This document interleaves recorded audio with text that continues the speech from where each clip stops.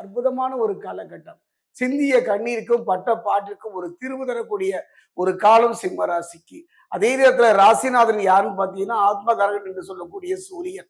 அவர் என்ன பண்றாரு பாத்தீங்கன்னா 10ல திக்பலம் பெறுகின்றார்.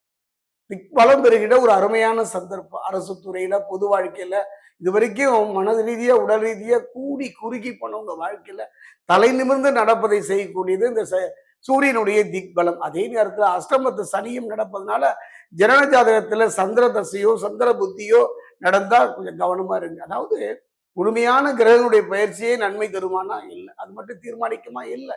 அதே நேரத்துல பாத்தீங்கன்னா அந்த காலகட்டத்துல என்ன திசை நடக்குது, என்ன புத்தி.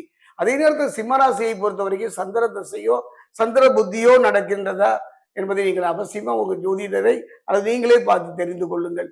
இது எல்லாம் இருக்கு என்ன சொல்லுதுன்னா கொஞ்சம் கவனமா இருங்க.